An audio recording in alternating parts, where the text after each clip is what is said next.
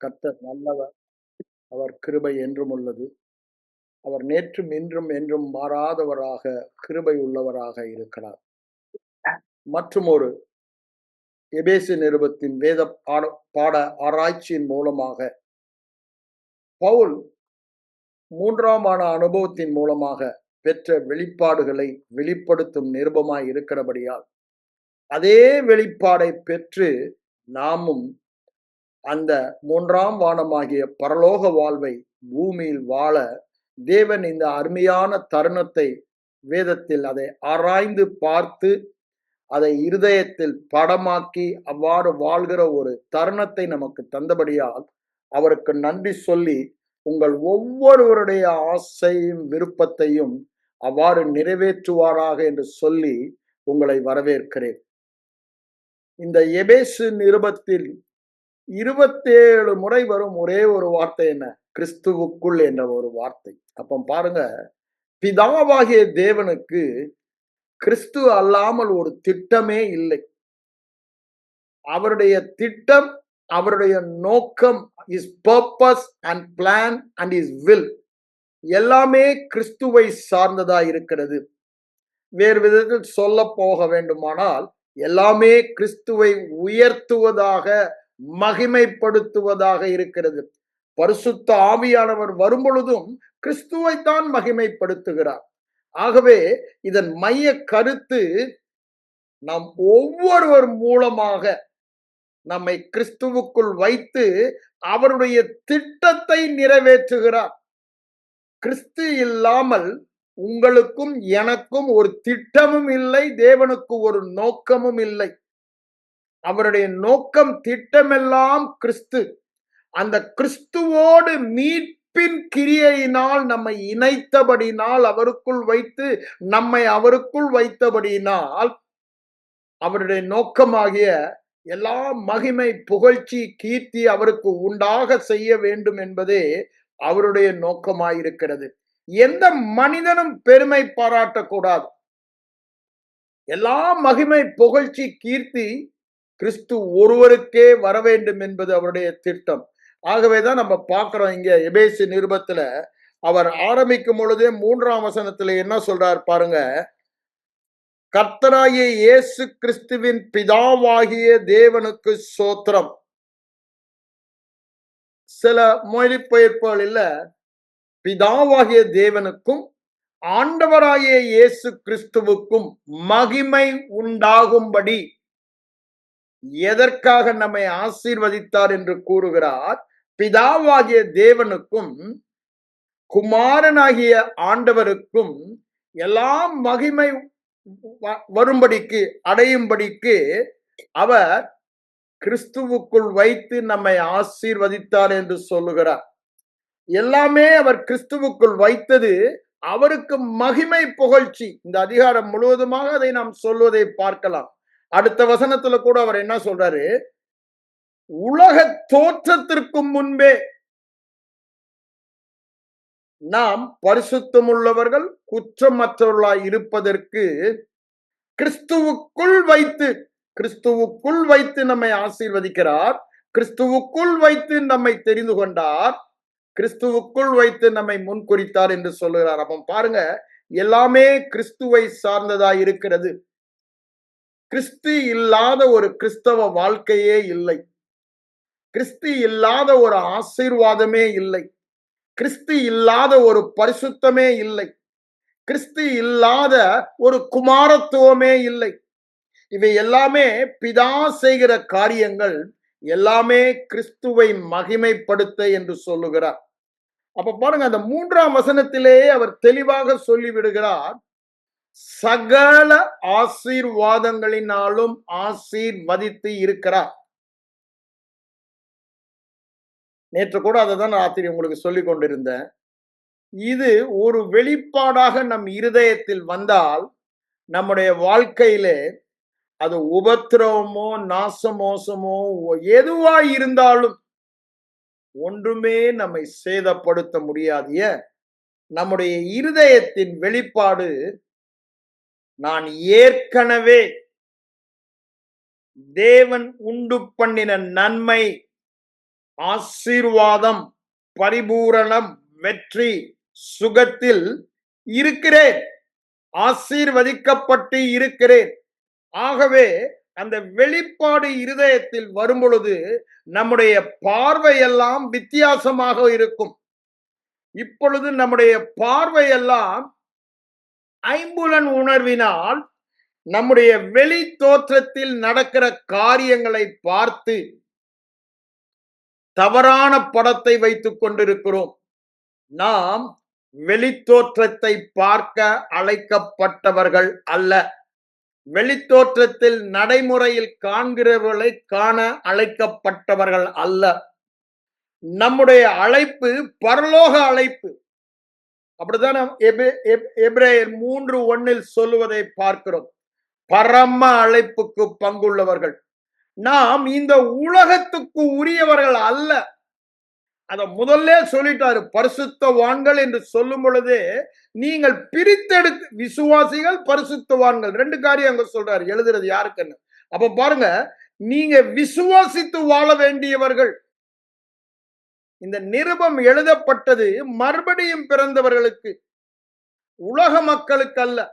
உலக மக்களுக்கு போய் நீங்கள் முன்குறிக்கப்பட்டவர்கள், மிருந்தறிந்து கொள்ளப்பட்டவர்கள் என்று சொல்ல மாட்டார். ஆனா இங்கு இவர்கள் ரட்சிக்கப்பட்ட மக்கள், அவர்களுக்கு சொல்லுகிறார், நீங்கள் பரிசுத்தம். அப்படின்னு என்ன? நீங்கள் உலகத்தை சார்ந்தவர்கள் அல்ல. You have been set apart for the use of himself. அவருக்கே சொந்தமானவர்களாக, அவருக்காக பிரித்து வைக்கப்பட்டவர்கள் என்று சொல்லுகிறார். இதுவும் நாம் செய்வதல்ல, அவரே செய்து விடுகிறார். நம்மை அவருக்கென்று பிரித்து வைத்து விட்டார். நாம் விசுவாசிக்கும்படி நம்மை பிரித்து வைத்து விட்டார்.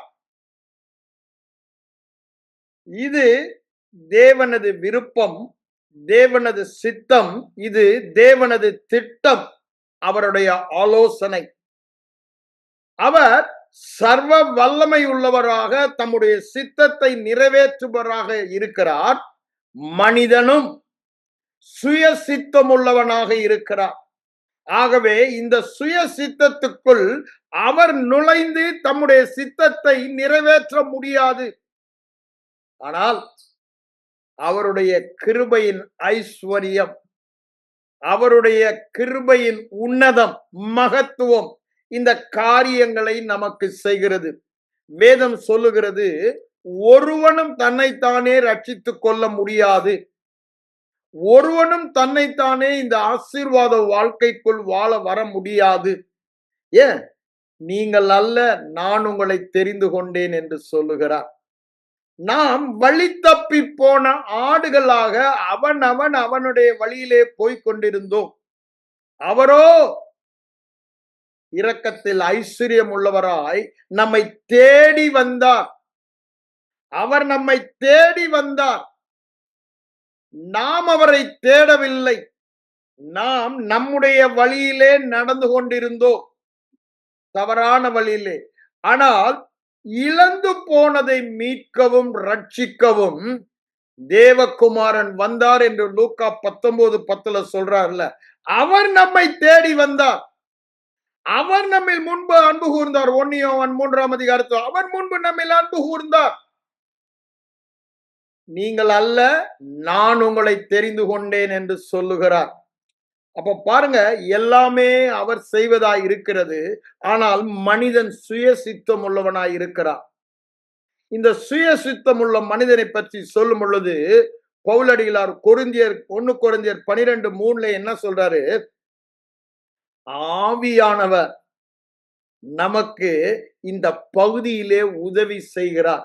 எந்த பகுதியிலே?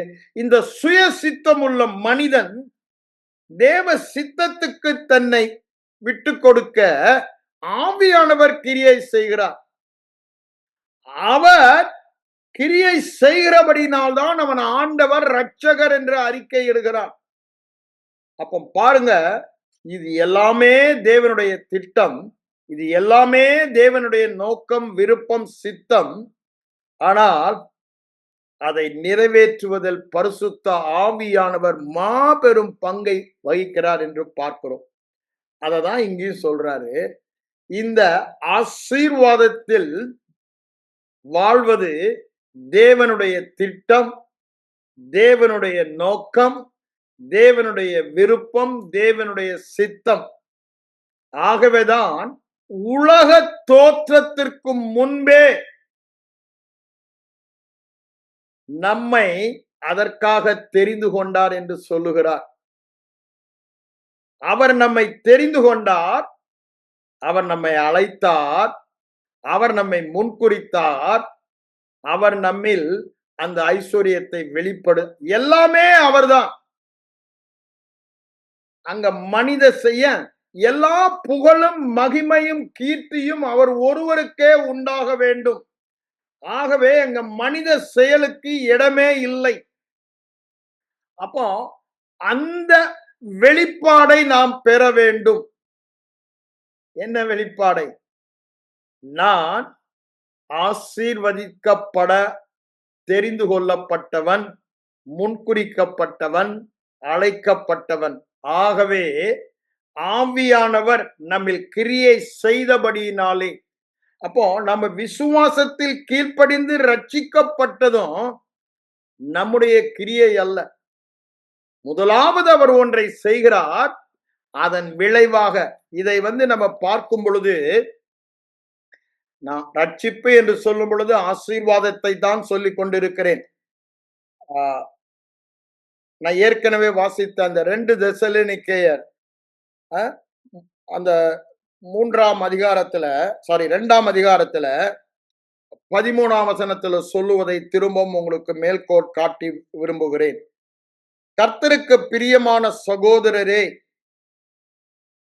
நீங்கள் பரிசுத்த ஆவியானவராலே பரிசுத்தமாக்கப்படுகிறதினாலும், யாரால நம்ம சாங்டிஃபை பண்ணப்படுகிறோம்? பரிசுத்த ஆவியானவர். கிறிஸ்துவே நம்முடைய பரிசுத்தமானார். பரிசுத்த ஆவியினாலே நாம் பரிசுத்தமாக்கப்படுகிறோம். சத்தியத்தை விசுவாசிக்கிறோம். எப்பொழுது சத்தியத்தை விசுவாசிக்கிறோம்?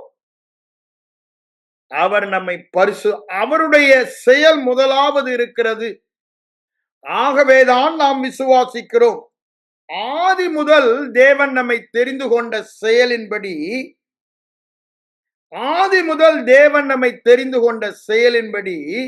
அவர் நம்மை பரிசுத்தமாக்குகிறார். அதன் விளைவாக தான் நாம் விசுவாசிக்கிறோம் என்று முதலாவது அதை சொல்லுவதை நாம் பார்க்கிறோம். அதேதான் 1 பேதுரு 1ஆம் அதிகாரம் 2ஆம் வசனத்தில் சொல்லுகிறார், பிதாவாகிய தேவனுடைய முன்னறிவின்படி, மோஸ்ட் ஆஃப் த டிரான்ஸ்லேஷன் முன் தீர்மானத்தின்படி, ஆவியானவரின்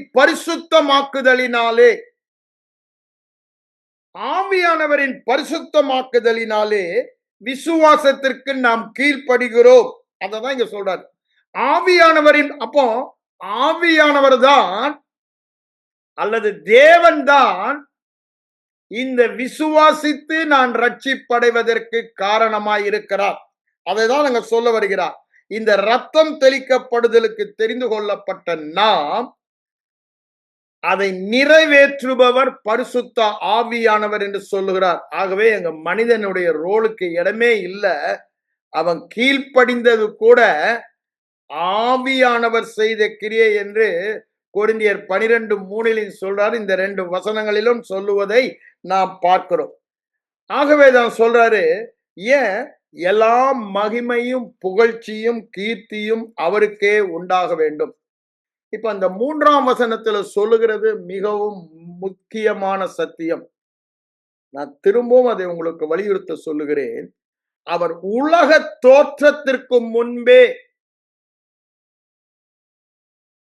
இந்த ஆசீர்வாதத்தில் நாம் வாழ்வதற்கு நம்மை ஆசீர்வதித்திருக்கிறார்.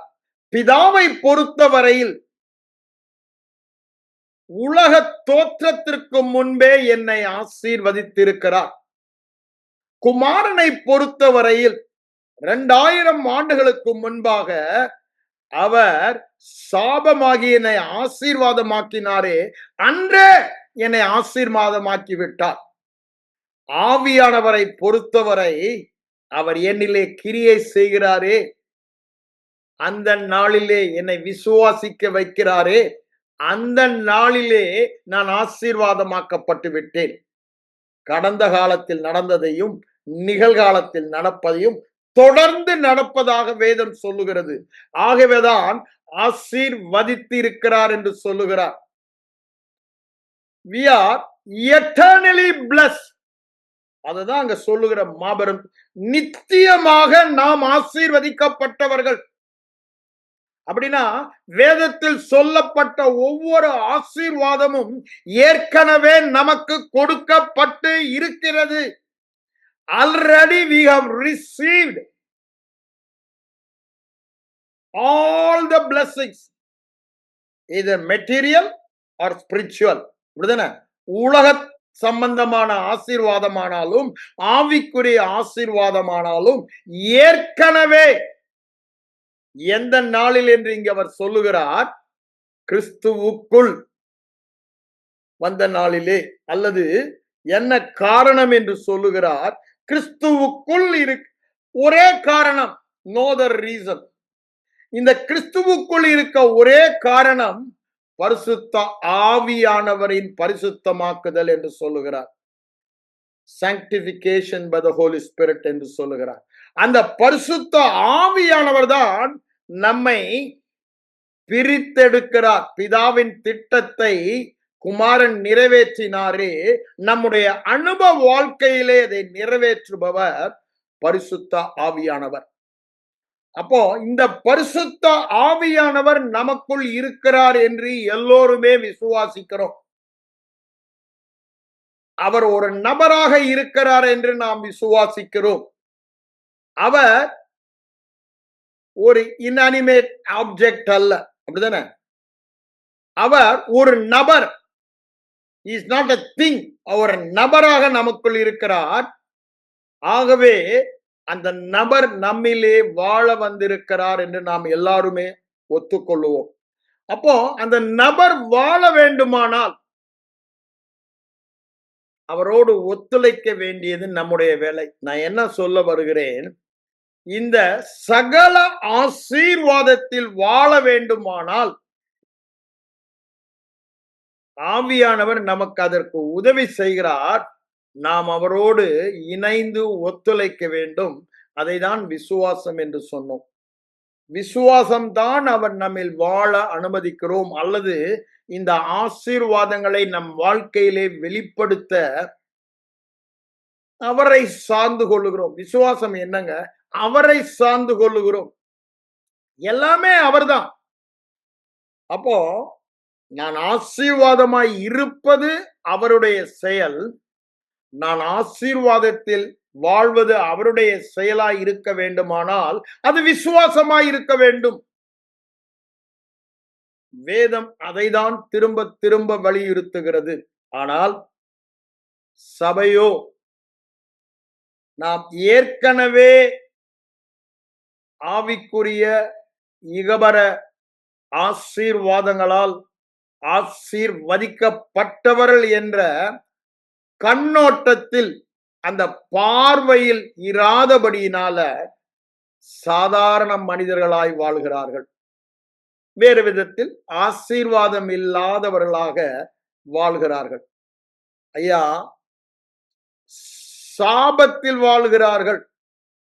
ஆசீர்வாதத்தில் வாழ வேண்டியவர்கள் சாபத்தில் வாழ்கிறார்கள். அதுதான் நாம் நடைமுறையிலே பார்க்கிற காரியமாயிருக்கிறது.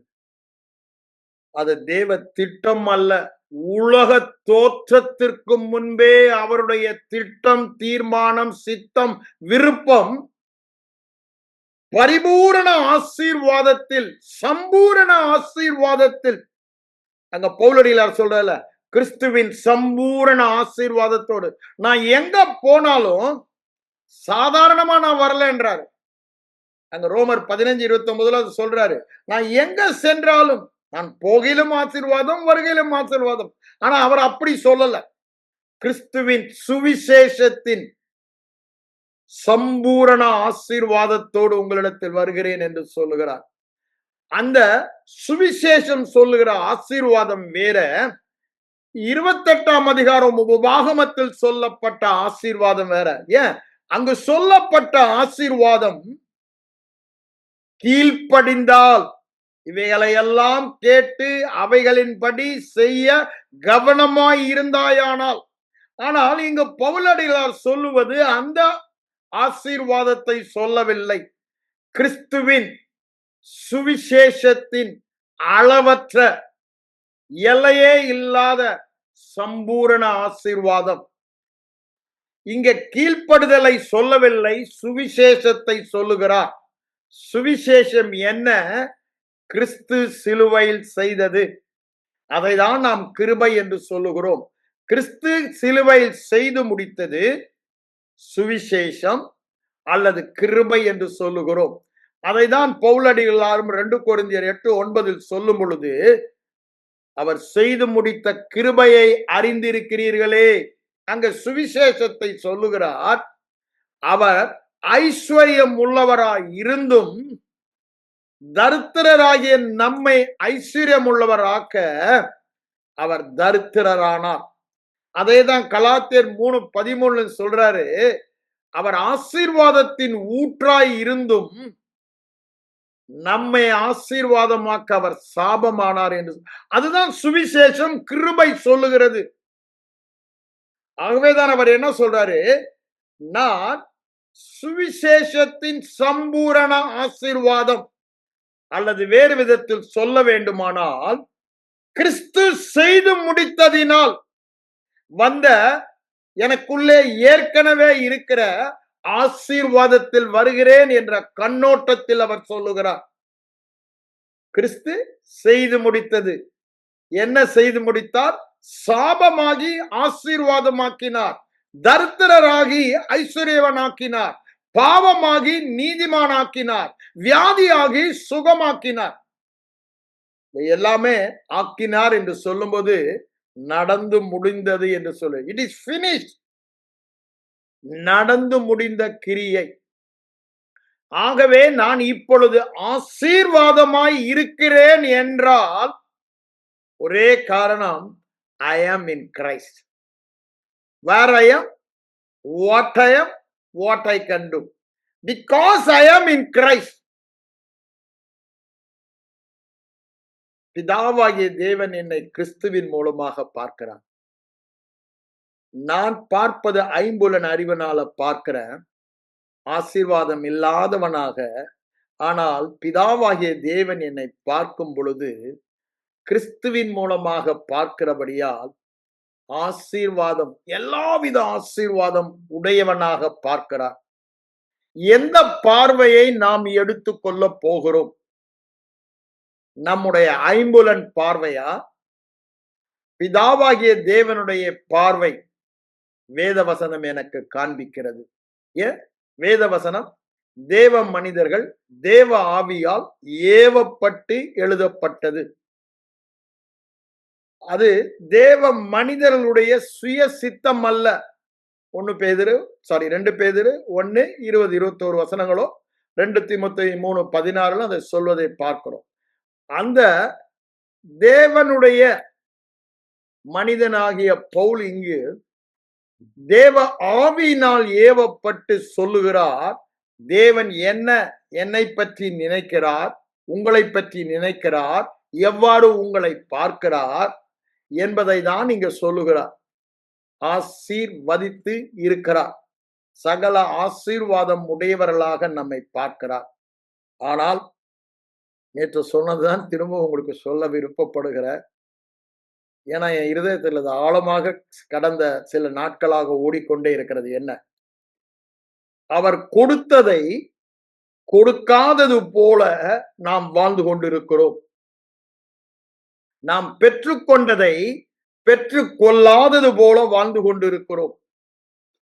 நாம் உடையதை இல்லை என்ற நினைப்பிலே வாழ்ந்து கொண்டிருக்கிறோம். அதுதான் கிறிஸ்து. ஏன்? ஒரே காரணம், விசுவாசத்தினால் அழைக்கப்பட்ட நாம் விசுவாசத்தினால் அழைக்கப்பட்ட நாம் விசுவாசத்தில் வாழ அழைக்கப்பட்டோம். ஆனா ஆரம்பித்தது விசுவாசம், தொடர்வது தரிசித்து. அதுதானே கலாத்தியரை திட்டுறாரு அவர். கலாத்தியர் 3 நீங்க ஆவியில ஆரம்பித்து அப்படின்னா என்ன? ஆவியினால் வந்த செய்தியினாலே, ஆவியினால் வந்த வெளிப்பாட்டை விசுவாசிப்பதினாலே நீங்க ஆரம்பித்தீங்க, கிறிஸ்துவுக்குள்ள வந்தீங்க. ஆனா இப்பொழுது மாம்சத்தில் அப்படின்னு என்ன?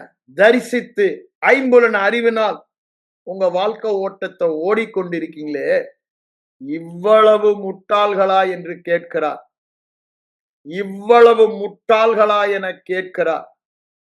அப்ப பாருங்க, நாம் இந்த விசுவாசத்தில் வாழ்வதற்கு நம்முடைய தகுதியே அங்கு ஒண்ணுமே தேவையில்லை.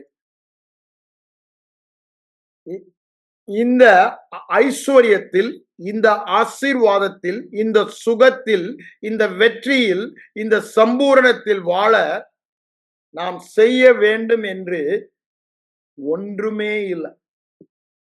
எல்லாமே அவர் செய்து முடித்தது. we are human being. என்னவாக இருக்கிறோம் அததான் சொல்லுகிறார். we are not human doing. நான் முதலே உங்களுக்கு சொல்லியிருக்கேன், நாம் அவருக்குள் இருக்க தெரிந்து கொள்ளப்பட்டவர்கள், செய்ய அல்ல. ஏன்? அவரே விருப்பத்தையும் செய்கையையும் உண்டு பண்ணுகிறார். என்ன விருப்பம்? இந்த ஆசீர்வாதத்தின், இந்த பரிபூரணத்தின், போன வாரம் சொன்னல, குமாரத்துவத்தின் பரிபூரணத்தில்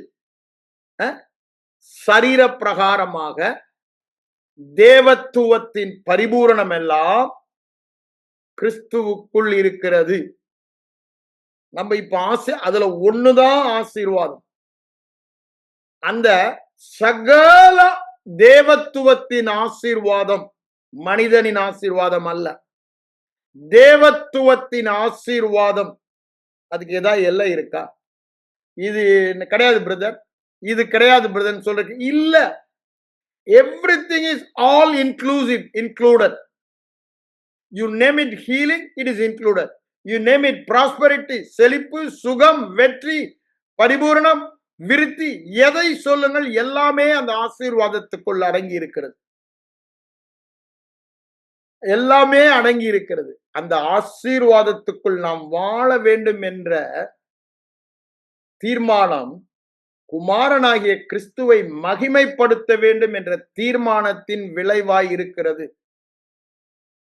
So the end result, கிறிஸ்துவுக்கு எல்லாம் மகிமையும். அதற்காக அவர் செய்வது, அவருக்குள் நம்மை வைத்து ஆசீர்வதித்து அதன் மூலமாக உலகத்தின் கடைசி பரியந்தம் அந்த ஆசீர்வாதத்திற்கு நம்மை சாட்சியாக வைத்திருக்கிறார். ஆகவே இந்த ஆசீர்வாதத்தில் வாழ்வது தவிர்க்க முடியாதது. திரும்பவும் சொல்ற, சுகத்தில் வாழ்வது, வெற்றியில் வாழ்வது, பரிபூரணத்தில் வாழ்வது, விருத்தியில் வாழ்வது, எல்லா சத்துருக்களையும் மேற்கொள்ளுவது தவிர்க்க முடியாதது. ஏனென்றால் அது தேவனுடைய திட்டம், தேவனுடைய தீர்மானம், தேவனுடைய சித்தம், விருப்பம். அது கிறிஸ்துவை மகிமைப்படுத்தும் திட்டம், கிறிஸ்துவை உயர்த்தும் திட்டம். எல்லா நாவும் அவரை போற்ற வேண்டும், எல்லா முழங்கால்களும் முடங்க வேண்டும். அது பிதாவினுடைய திட்டம். கிறிஸ்து அல்லாமல் மனிதனுடைய ரட்சிப்பு என்று சொல்லும் பொழுது இங்க ஆசீர்வாதத்துல ஒரு திட்டமே இல்லை. ஆகவே அந்த திட்டத்தை நிறைவேற்றதான் நமக்கு எல்லாவற்றையும் அவர் செய்து முடித்தார். குமாரன் ஆவியானவர் நம் மூலமாக அந்த திட்டத்தை நிறைவேற்றி கொண்டிருக்கிறார். ஒரே காரணம், ஆவியானவர் வரும் பொழுது கிறிஸ்துவை மகிமைப்படுத்துவார் என்று ஆண்டவர் சொல்லுகிறார். அங்க 16ஆம் அதிகாரம் யோவான்ல சொல்லுவதை 13, 14, 15 வாசித்து பாருங்கள்.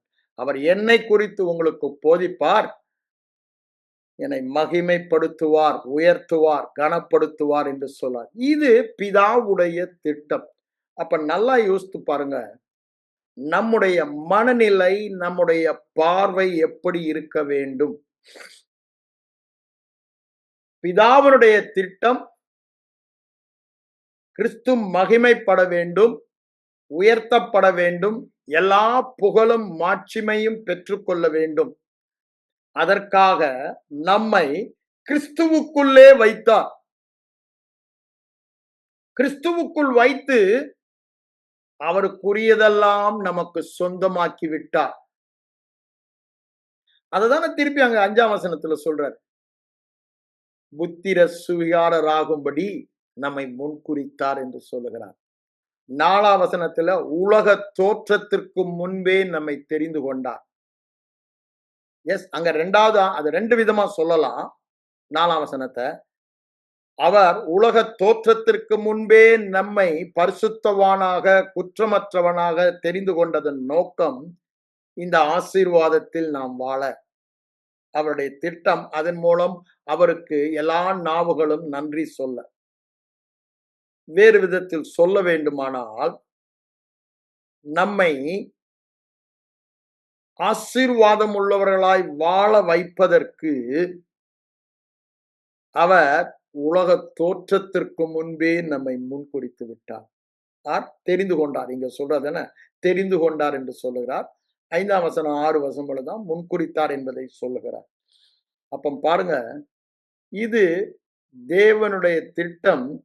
அங்க நம்முடைய செயலுக்கோ, நம்முடைய விருப்பத்திற்கோ, நம்முடைய கிரியைகளுக்கோ இடமே இல்லை என்று சொல்வார். ஏன்? உலக தோற்றத்திற்கு முன்பே கிறிஸ்துவுக்குள். 2 காரணம் தான் சொல்றார். உலக தோற்றத்திற்கு முன்பே கிறிஸ்துவுக்குள். அப்போ நம்முடைய வாழ்வெல்லாம் எதை சார்ந்ததாய் தான் இருக்கிறது? நமக்குள் வாழ்கிறவரை சார்ந்த விசுவாசமாக இருக்கிறது.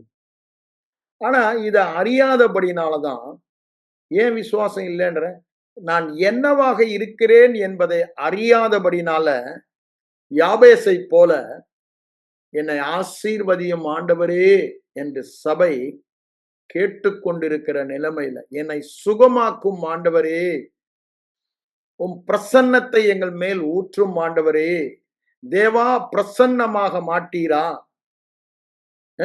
உம் ஆவியை எங்கள் மேல் ஊற்ற மாட்டீரா என்று இன்னும் ஜெபித்து கொண்டு இருக்கிறோம். அது எதை காண்பிக்கிறது? தேவனுடைய திட்டத்தையோ, குமாரன் செய்து முடித்ததையோ, ஆவியானவர் நம் மூலமாக செய்து கொண்டிருக்கிறதையோ நாம் விசுவாசிக்கல. ஏன்? அதுதானே தேவ வார்த்தையில் நமக்கு எழுதி கொடுத்திருக்கிறார். பிதாவானவர் என்ன செய்தார், குமாரானவர் என்ன செய்தார், ஆவியானவர் என்ன செய்து கொண்டிருக்கிறார், அதைதானே தேவனுடைய வார்த்தை நமக்கு காண்பிக்கிறது. அந்த தேவ வார்த்தை நாம் விசுவாசியாதபடியினால் இன்னும் ஆசீர்வாதத்தை பெறாதவனாக, ஏன் அப்படி நம்ம நினைக்கிறோம்?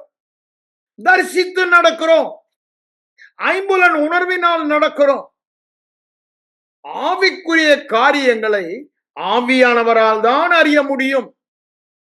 அவருடைய ஏவுதலினால் எழுதப்பட்ட வசனத்தை ஆவியானவரே அதை நமக்கு வெளிச்சம் காட்டும் பொழுதுதான் அறிய முடியும். ஆனா இந்த மனிதனுடைய எண்ணம், உலகத்திலே அவன் ஐம்புலன் உணர்வினால் வாழ்ந்தபடியினால் மறுபடியும் பிறந்த விசுவாசியும் தொடர்ந்து அவ்வாறு வாழ. அதனாலதான் அங்க திட்டுறாரு, முட்டாள்களே என்று சொல்லுகிறார் கலாத்தியர் 3. நீ ஏற்கனவே ஆசீர்வாதமாய் இருக்கிறாய். அங்க 3ஆம் அதிகாரத்துல அதுதான் வரிசையா சொல்லிக்கிட்டே போறாரு. ஆபிரகாமை மேற்கோள் காட்டி எல்லாமே சொல்றாரு. நாம் விசுவாசத்தினாலே தேவனுடைய புத்திரர் ஆசீர்வதிக்கப்பட்டவர்கள் முடிக்கிறார் அந்த அதிகாரத்தை. அப்ப பாருங்க, ஆனா இன்னைக்கும் அதுதான் சபையில நடந்து கொண்டிருக்கு. கலாத்திய சபையில நடந்ததுதான் இன்னைக்கு நமக்கு நடந்து கொண்டிருக்கிறது. என்னை ஆசீர்வதியும் ஆண்டவரே. ஆனால் வேதவசனம் சொல்லுகிறது, ஏற்கனவே நாம் ஆசீர்வதிக்கப்பட்டவர்கள் என்று சொல்லுகிறார்.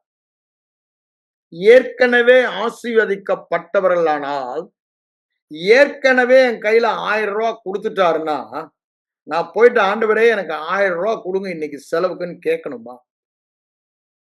கொஞ்சம் யோசித்து பாருங்க. No one will ask. இந்தாப்பா இன்னைக்கு செலவுக்கு உனக்கு 1000 குடுத்துட்டேன்னு குடுத்துட்டார். இன்றைக்கு தேவைக்கெல்லாம் இவ்வளவு ரூபாய் உனக்கு 1,00,000 ரூபாயோ, 1000 ரூபாயோ ஏதோ குடுத்து விட்டேன் என்று சொல்லுகிறார். ஆனா, அத கொடுத்தது இங்க தான் இருக்குது. வேற எங்கேயும் இல்ல. பாக்கெட்ல இருக்குது. ஆனா, அதை அறியவில்லை. அதை குறித்த வெளிப்பாட்டு அறிவு இல்லை. என் பாக்கெட்டுக்குள்ள தான் இருக்குன்னு.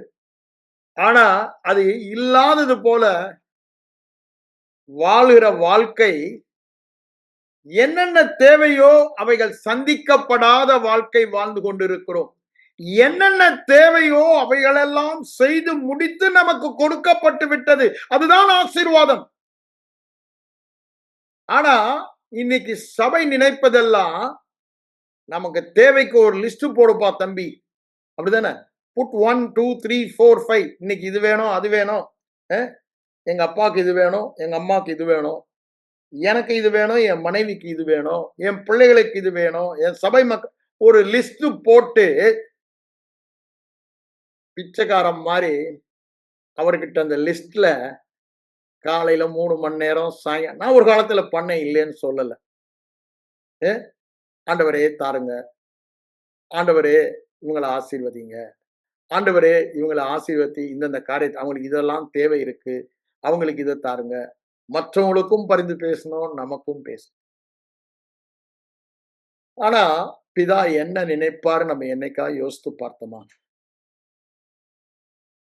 அவர் எவ்வளவு பெரிய கிரயம் செலுத்தி சிலுவையிலே ஒரே பேரான குமாரனை அனுப்பி அவர் பாவமாக்கினாருங்க, சாபமாக்கினாருங்க, வியாதி ஆக்கினாருங்க, தரித்திரராக்கினாரு. எல்லாம் நம்ம மேல வைத்த ஒரே காரணம் தேவனுடைய அன்பு, தேவனுடைய இரக்கம், கிருபை, மனதிருக்கம். அவருடைய சுபாவம் நமக்காக அதை செய்து அவ்வளவு பெரிய விலை கொடுத்து இந்த பாக்கியமாகிய கிறிஸ்துவுக்குள் என்ற பாக்கியத்தை நமக்கு தந்து அதன் மூலமாக கிறிஸ்துவுக்கு உரியதெல்லாம் நமக்கு தந்து விட்டார். இனி தர வேண்டும் என்று உலகத்தில் ஒன்றுமே இல்லை. அவ்வளவும் கொடுத்து விட்ட பிறகு ஒரு லிஸ்ட் போடுறோம். சபையில இன்னைக்கு பிரதானம் என்னங்க? ஜெபம். நான் கடந்த வாரம் ஒரு ஃபியூனரல் சர்வீஸுக்காக ஒரு சபைக்கு சென்றிருந்தேன். அங்க பெருசா ஒரு போர்டு போட்டிருக்கார் வாசல்லையே, உங்கள் சபையில் முழு இரவு ஜெபம் இல்லை என்றால் சபையை மூடி போடுங்கள்.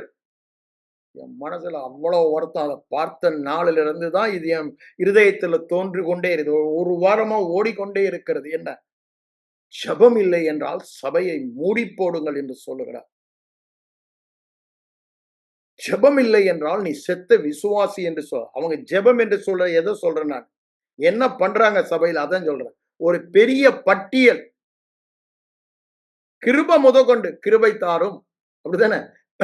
தயவு தாரும், இரக்கம் தாரும், உம்முடைய பிரசன்னம் தாரும், நீங்க என் மத்தியில இறங்கி வாரும், உம்முடைய மகிமையை எங்களுக்கு தாரும், எல்லாமே தாரும் தாரும் தாரும். ஆனா அவர் என்ன சொல்லுகிறார்? தந்து விட்டேன் தந்து விட்டேன் தந்து விட்டேன் என்று சொல்லுகிறார். ஆசீர்வதித்து விட்டேன் என்று அறிவுங்க ஆசீர்வாதம் தாரும் என்று கேட்கிறாங்க.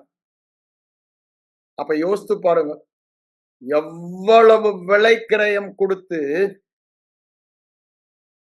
இந்த பாக்கியமாகிய கிறிஸ்துவுக்குள் நம்மை வைத்து தேவையெல்லாம் இம்மைக்கும் மறுமைக்கும் தேவ பக்திக்கும், அப்படிதானே, இந்த உலக வாழ்க்கைக்கும் தேவையான எல்லாவற்றையும் அவருடைய திவ்ய சுபாவம் நமக்கு தந்தருளினது. அப்படி இருந்தும், வேதத்தை படித்தும், வேதம் நம் கையில் இருந்தும் ஒரு பாரம்பரியத்தை உண்டு பண்ணிவிட்டார்கள். என்ன பாரம்பரியம்? ஜெபம். கரெக்ட். ஏன்னா பெரிய ஆளுகள் சொல்றாங்க அதெல்லாம். ஜெபம் இல்லால் ஜெயம் இல்லை. ஜெபம் எங்கள் ஜெயமே பாடுறோம். ஆனா ஆண்டவர் என்ன சொல்றார்? ஆவியானவரால் எழுதப்பட்ட வார்த்தை, ஆவியாகிய தேவன் சொல்லுகிற வார்த்தை, உங்கள் விசுவாசமே உலகத்தை ஜெயிக்கிற ஜெயம். விசுவாசம் இல்லாமல் பெற முடியாதுன்னா, ஜெபம் இல்லாமல் பெற முடியாதுன்னு சொல்லல. ஏன் அப்படி சொல்றாரு? ஏற்கனவே கொடுத்ததற்கு கேட்க தேவையில்லை. என் பாக்கெட்ல 1000 ரூபாய் கொடுத்த பிறகு எனக்கு ஒரு 1000 கொடுங்கன்னு கேட்க தேவையில்லை. அதுக்கு அத அறிவு இருந்தா, அதான் அறிவு தான் விசுவாசம்ன்றோம், வெளிப்பாட்டு அறிவு. அறிவு இருந்தா போதும். அதனாலதான் புத்தி இல்லையான்றாரு கலாத்தியரை பார்த்து. அப்போ நம்முடைய பார்வையெல்லாம் ஏற்கனவே ஆசீர்வதிக்கப்பட்டவன், ஏற்கனவே பரிசுத்தமாக்கப்பட்டவன். பரிசுத்தமாக்குமேங்கள்னு ஒரு ஜெபம், அப்படிதானே? ஆனா என்னைக்குமே அப்படி ஜெபித்து பரிசுத்தமாக போறதில்லை. ஏன்? அது நியாயப்பிரமாணத்துக்கு கீழே போயிட்டோம். ஆனா அவர் நம்மை பார்க்கிற விதமாக ஏற்கனவே பரிசுத்தமாக்கப்பட்டவன், அந்த பார்வைக்கு நாம் வரும் பொழுதுதான் அவர் பரிசுத்தம் உள்ளவராய் இருக்கிறது போல நம்மையும் பரிசுத்தமாக்கிக் கொள்ளுகிறோம். ஏன்? அவர் மேல இந்த நம்பிக்கை வைத்திருக்கிறோம். கிறிஸ்துவுக்குள் வைத்து எல்லாவற்றையும் எனக்கு கொடுத்து விட்டார்.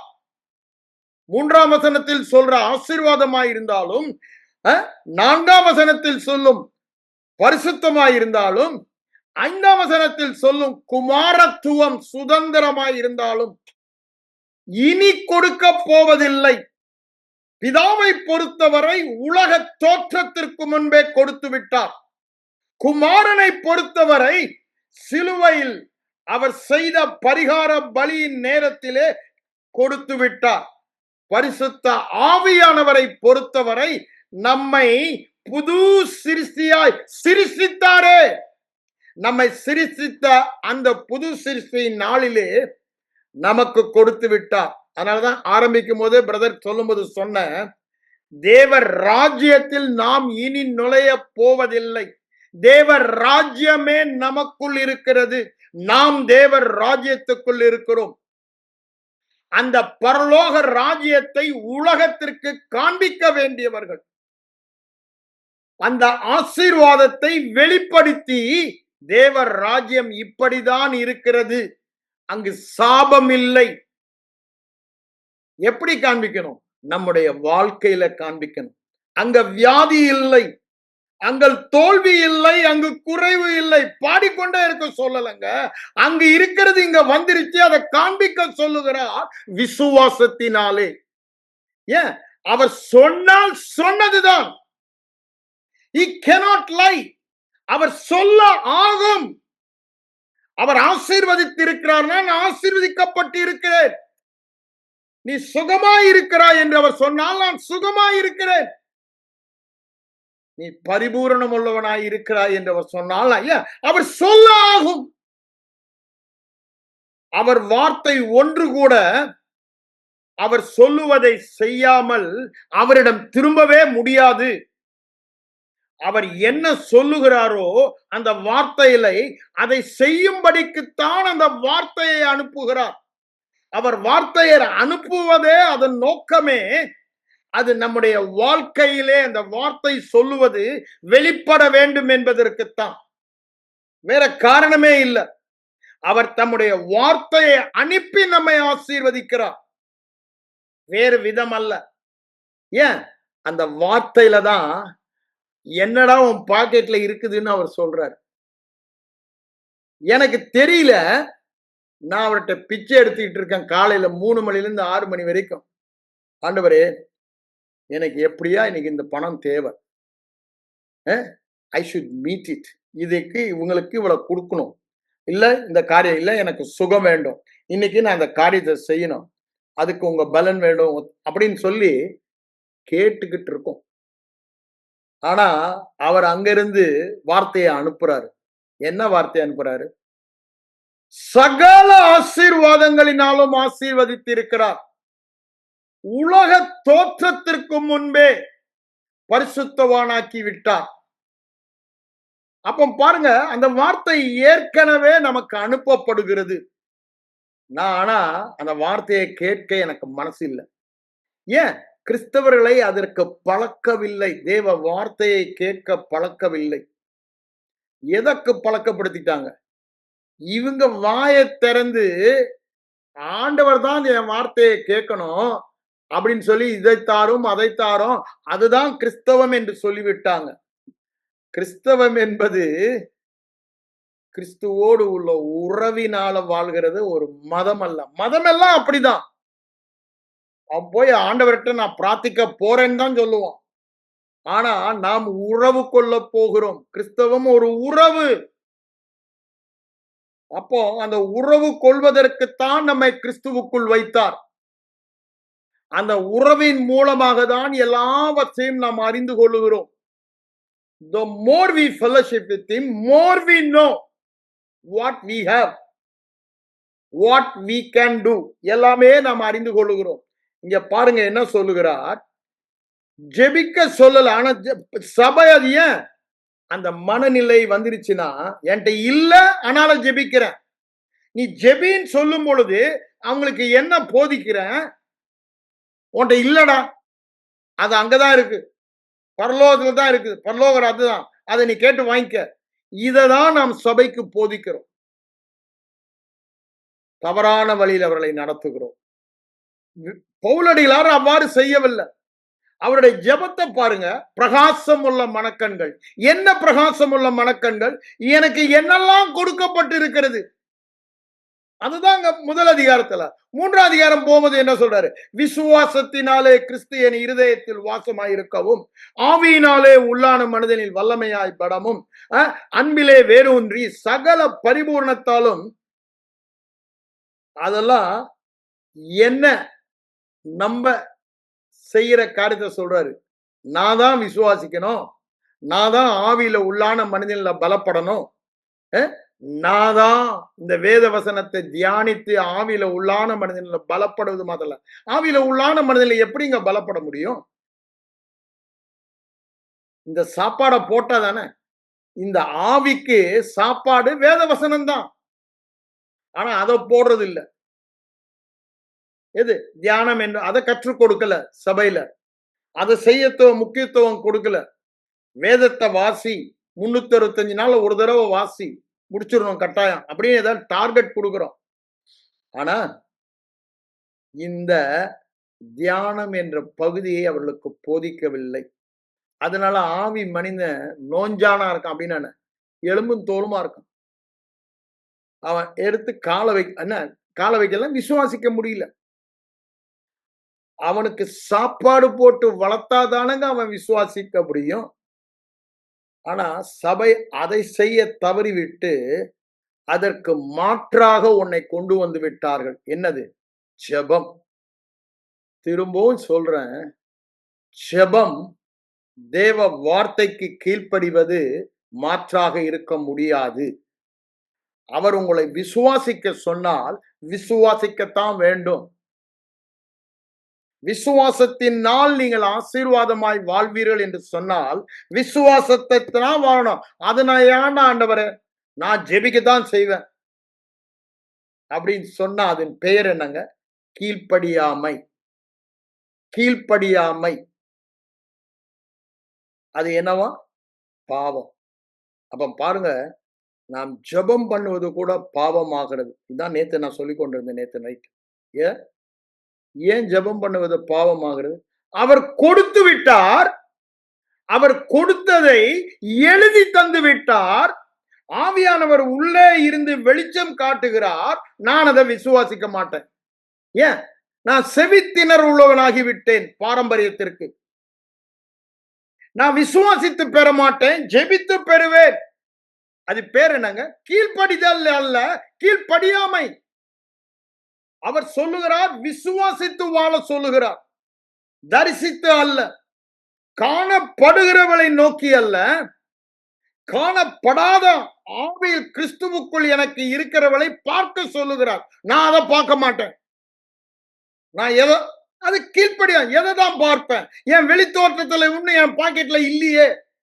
எங்கேயோ உள்ள இருக்கின்றீங்களே, என் பாக்கெட்ல இல்ல, நான் எடுத்து செலவழிக்க முடியலையே, நான் இந்த 5 புலனாகிய கண்ணு, என்னுடைய கண்களால் உணர்வுகளில் நான் அதை காண முடியவில்லையே, ஆகவே நான் கேட்கத்தான் செய்வேன். அது பேர் தாங்க கீழ்ப்படியாமை.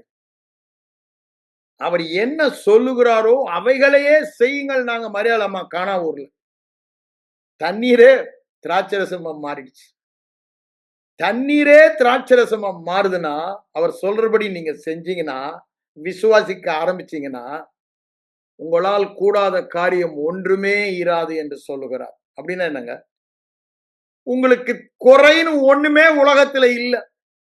You name anything, you have abundance in everything. என்ன ஒரு காரியத்தை சொல்லுங்க, அதுல உங்களுக்கு பரிபூரணம். எப்போ? அவர் சொன்னபடி நாம் வாழும் பொழுது. நீதிமான் தன் விசுவாசத்தினால் பிழைப்பான், ஜெபத்தினால் பிழைப்பான் என்று சொல்லவில்லை. நம்ம எல்லாமே ஒரு சைடுக்கு கொண்டு போயிட்டோம். கரெக்ட்டுங்க. சொல்லுவாங்க, மனிதனுடைய அனுமதி இல்லாமல் பூமியிலே தேவன் ஒன்றையுமே செய்ய முடியாது.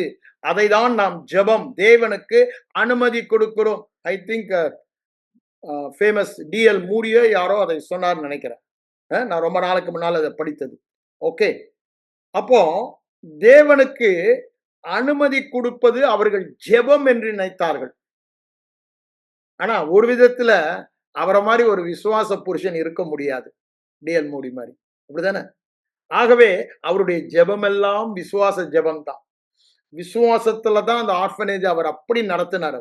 அப்ப யோசித்து பாருங்க, விசுவாசம் தான் தேவனுக்கு பூமியிலே கிரியை செய்ய அனுமதி தருகிறது,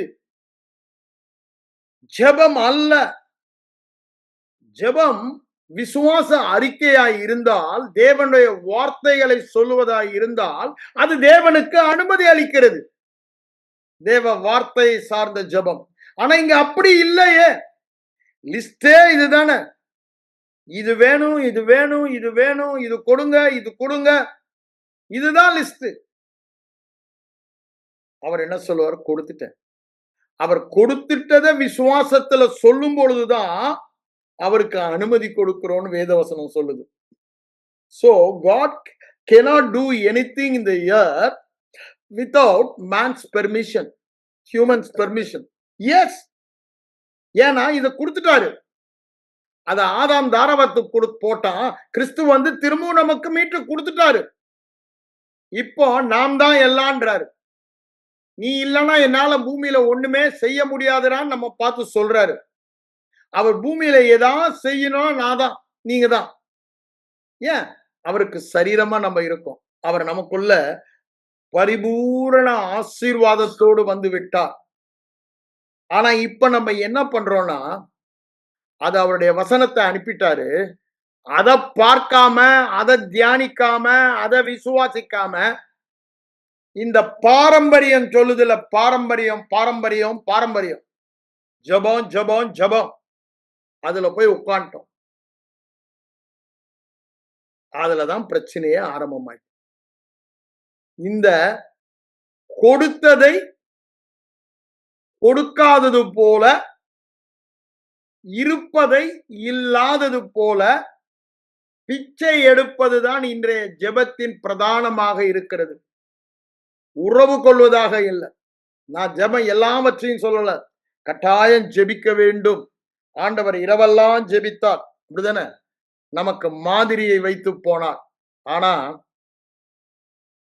அவர் எதையுமே கேட்கலைய, தனக்குள் இருக்கிற பரிபூரணத்தை அவர் பார்த்தார். இன்னைக்கு அதை தான் நம்ம எதிர்பார்க்கிறார்.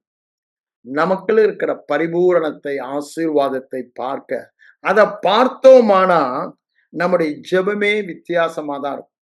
அதனால்தான் பவுலடியார் அதை காண்கிற கண்களுக்காக தான், பிரகாசமுள்ள மனக்கண்களுக்கு தான் ஜெபிக்கிறாரு. ஆனா இந்த ஆசீர்வாதத்தை பற்றி சொல்லும் பொழுது என்ன சொல்றாரு? சோத்திரம் தான் சொல்றாரு. அந்த 3ஆம் வசனம் பாருங்க, அவர் என்ன சொல்றாரு? ஆரம்பிக்கும் பொழுதே சோத்திரம். அந்த ஆரம்பிக்க எல்லா ஆசீர்வாதத்துக்கும் அவர் கிளீனா விசுவாசத்துல இதை முடிச்சிடுறாரு. கர்த்தராய் இயேசு கிறிஸ்துவின் பிதாவாகிய தேவனுக்கு சோத்திரம். ஏன் சோத்திரம் சொல்றாரு? கிறிஸ்துவுக்குள் சகல ஆசீர்வாதங்கள் எல்லாம். அப்போ இனி எனக்கு இந்த எபேசு மக்களை ஆசீர்வாதம் கொடுங்கன்னு அவர் சொல்லல. நீங்க கொடுத்துட்டீங்க, அதுக்கு நன்றின்றாரு. அங்க போகும் பொழுது 17, 18 வசனங்களுக்கு போகும் பொழுது பிரகாசம் உள்ள மனக்கண்களை தாருங்கன்னு தான் சொல்றார். அதுதான் ஜெபமாக சபையிலே அவர் ஏறெடுத்தார். இன்னைக்கு சபை ஏறெடுக்க வேண்டிய ஜெபம் அதுதான். ஆனா அது யாருமே பண்றது இல்ல. ஜெபம் எல்லாம் சூப்பர் மார்க்கெட்ட லிஸ்ட் எடுத்துட்டு போறோம்ல வாங்குறதுக்கு. அது அந்த லிஸ்ட் தான் 1, 2, 3, 4 அத லிஸ்ட கொடுத்து லிஸ்ட வாங்கணும். அது லிஸ்ட்ல உள்ள பொருளை வாங்கணும். அது வாங்குறதுக்கு கொடுக்கிற கிரயம் பேரு தான், காசு பேரு தான் ஜெபம். ஜெபம் என்ற காசை கொடுத்து ஒவ்வொரு காரியத்தையும் பெற்றுக்கொள்ள வேண்டும். அது பேர் என்னங்க? கிரியை. நியாயப்பிரமாணத்தின் கீழ் வாழ்வது. ஏன்னா கிரயம் அவர் செலுத்தி விட்டார். அவர் செலுத்தின கிரயம் பரிபூரணமான கிரயம். அந்த பரிபூரணமான கிரயத்தினால பரிபூரணம் உள்ளவர்களாய் இருக்கிறோம். Nothing missing, nothing lacking. எல்லாவற்றிலும் சம்பூரணம், ஷலோம். அந்த சமாதானத்திலே இருக்கும் பொழுது, அந்த பூரணத்திலே இருக்கும் பொழுது, அதை காணாம எதையோ நோக்கி பார்த்து கொண்டு இருக்கிறோம். காணப்படுகிறவளை அல்ல, காணப்படாதவளை நோக்கி பார்க்க நம்மை சொல்லுகிறார். எது? வேத வசனம், தேவ மனிதர்கள், தேவ ஆவியினால் தேவனே சொல்லி எழுதி எனக்கு அனுப்பப்பட்டது. ஆனா அதை நாம் அந்நிய காரியமாக நினைக்கிறோம். தேவனுடைய வார்த்தையின் மகத்துவத்தை நம்ம அறியல. சகல பிரஸ்தாபத்தை பார்க்கலும் அவருடைய வார்த்தையை தான் அவர் மகிமைப்படுத்தி இருக்கிறார். அது தேவனுடைய வார்த்தையின் வல்லமை சொல்லும்போது சிருஷ்டிப்பின் வல்லமை, பூமியும் சகலவற்றையும் தாங்குகிற வல்லமை என்று வேதம் சொல்லுகிறது. ஆனா அந்த வல்லமை எப்பொழுது நமக்கு கிரியை செய்யும்? நாம் விசுவாசிக்கும் பொழுதுதான். அந்த வார்த்தை சொன்னவை எல்லாவற்றையும் நிறைவேற்றுகிற வல்லமை, திறமை, பொட்டன்ஷியல் எல்லாமே அந்த வார்த்தையில் இருக்கு. ஐ am watching over my word to perform it. என்னது? நீ ஆசீர்வாதமாய் இருக்கிறேன் என்று சொன்ன அந்த வார்த்தை வாழ்க்கை நிறைவேறும்படி அதை நான் வாட்ச் பண்ணிட்டு இருக்கேன். ஆனா உன் பார்வை சரியாகணும். அப்படிதான் சொல்றாரு எரேமியா 1:12. நீ சரியாக பார்த்தா நான் என் வார்த்தையை நிறைவேற்ற தீவிரப்படுவேன்றாரு தமிழ்ல. இங்கிலீஷ்ல ஐ எம் வாட்சிங் over word to perform it. I will hasten to perform my word என்றார். அப்ப பாருங்க, he is always behind his word. God and his word cannot be separated. பிரிக்கவே முடியாது. அதை செய்வதற்கு அவர் காத்து கொண்டு இருக்கிறார். அப்படின்னா என்னங்க? நீங்க ஜெபிக்கிறீங்களே, அந்த ஜெபத்தெல்லாம் விட்டுட்டு நீங்க சரியா பார்க்க ஆரம்பித்துட்டா போதும். எப்படி பார்க்கணும்? வேத வசனத்துல பார்க்கணும், கிறிஸ்துவுக்குள்ள பார்க்கணும். பிதா எப்படி பார்க்கிறாங்களோ அதே மாதிரி நாமும் பார்க்கணும். கிறிஸ்துவுக்குள்ள பிதா எப்படி பார்க்கிறாங்கன்னு வேத வசனத்துல எழுதி கொடுத்துட்டார். அதுதான் இந்த எபேசியர் 1, 3, 4, 5 வசனங்கள் எல்லாம் சொல்லுவதை நாம் பார்க்கிறோம். தொடர்ந்து எல்லாமே அதுதான். இப்ப நம்ம இந்த 3 வசனம் தான் பார்த்து கொண்டிருக்கோம் 2 வாரமா. அதனாலதான் அதை நான் சொல்றேன். அவர் பார்க்கிற விதமாக நாம், அதுதான் சொல்றாரு, காணப்படுகிறவள் அல்ல காணப்படாதவைகளை நோக்கி இருக்கிற நமக்கு அதி சீக்கிரத்தில் காணப்படுகிறவளை எல்லாம் நீங்கி போகும். நீ காணப்படுகிறத பார்க்கிற வரைக்கும், இந்த காணப்படாததை பார்க்காத வரைக்கும் காணப்படாத மண்டலத்தில் இருக்கிறது இல்லைன்ற எண்ணம் தான் வரும். இந்த காணப்பட மண்டலத்துல என்ன இருக்கோ அது உலக மக்கள் வாழ்கிற வாழ்க்கை. விசுவாசித்தவர்கள் நாமோ, நாம் அந்த ஆசீர்வாதத்தில் வாழ்கிறோம். நாம் பின்வாங்குகிறவர்களாய் இராமல் ஆசீர்வாதத்தில் வாழ்கிறவர்களாக இருக்கும். அங்க 10:38 எபிரேயர்ல சொல்லிட்டு அதுதான் அவர் அங்கு சொல்லுவதை பார்க்கிறோம். ஆனா இத சபையில போதிக்காதனால விசுவாசத்தை முக்கியப்படுத்தாமல் வேறு விதத்துல சொல்ல வேண்டுமானால் வேத வசனத்தை முக்கியப்படுத்தாமல் ஜெபத்தை முக்கியப்படுத்துகிறாங்க. ஒரு பெரிய ஜெப கூட்டம் நடத்தணும், அப்படிதானே? ஆண்டவருடைய கரத்தை முறுக்கணும், காரியத்தை வாங்கணும். நான் ஒருத்தன் ஜெபித்து நடக்கலைன்னா 1000 பேரை கூட்டி ஜெபிக்கணும். 1000 பேருக்கு லெட்டர் போட்டு ஜெபிக்க சொல்லணும். உபவாசம் பண்ணி பட்டினி கிடந்து பாருங்க பாருங்க நம்மையே வருத்தி கொண்டு ஆண்டவரிடத்துல கேட்கணும். இதுதான் டாமினன்ட் எண்ணமாக சபையில் இருக்கிறது. நம்ம வருத்திக் கொள்ள தேவைங்க, அவரே நமக்காக வருத்தி கொண்டார். உபவாசம் எதற்கு? ஆண்டவரிடத்திலிருந்து எதையாவது பெறுவதற்கா? ஜெபம் எதற்கு? ஆண்டவரிடத்தில் எதையாவது பெறுவதற்கா? கிடையாதுங்க. ஜெபம் அவரோடு உறவு கொள்வதற்கு, அந்த உறவு கொள்வதில் நம்மளுடைய டிஸ்ட்ராக்ஷன் எல்லாம் போவதற்கு உபவாசம் பண்றோம். அதுதான் உபவாசம் இல்லைன்னு சொல்ல கட்டாயம் பண்ணணும்.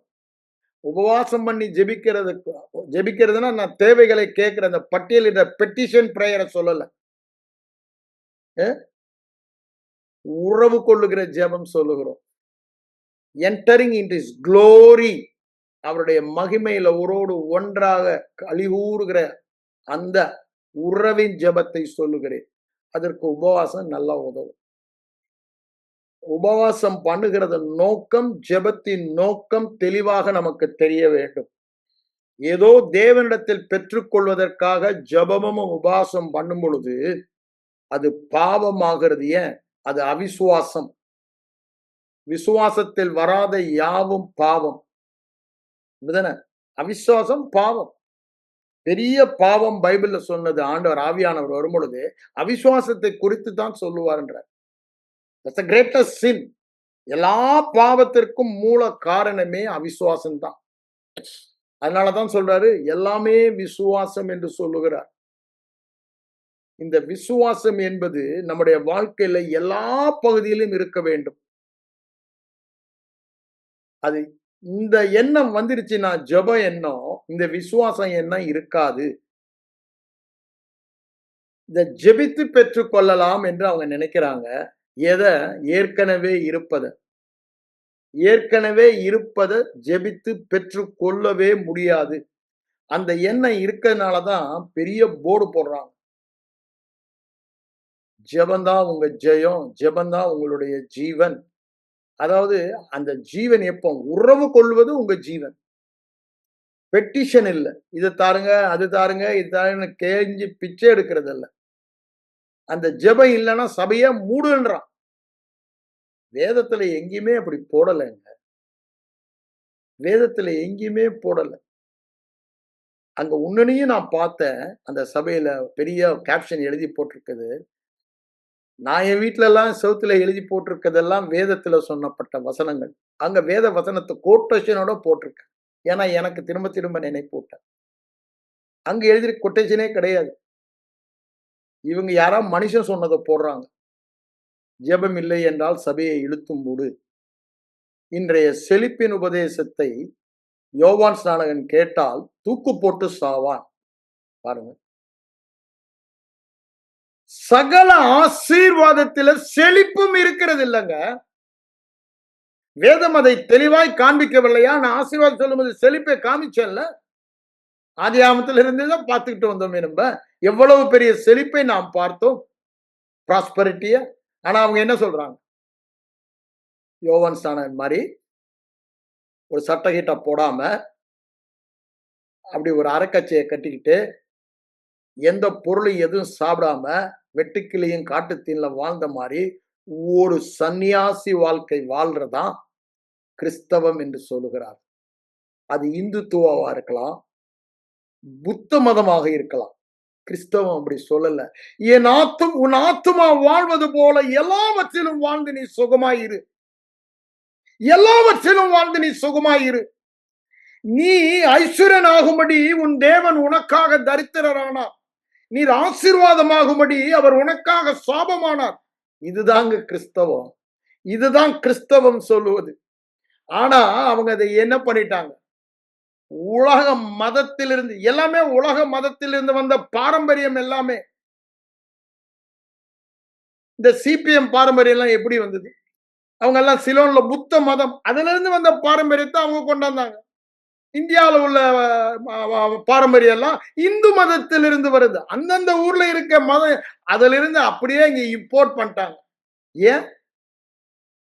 ஆண்டவர் என்ன சொல்றாருன்னு வேதத்துல பார்க்காம தங்கள் சுய வழியை நிலைநாட்ட விரும்பினார்கள். அதான் உங்களுக்கு நான் சொன்னேன். ரோமர் 10ஆம் அதிகாரத்துல ஆரம்பிக்கும் போதே சொல்றாரு, தேவ வழியை அறியாமல் தங்க சுய வழியை நிலைநாட்ட விரும்பினார்கள். ஆகவே அவர்கள் அடையவில்லை.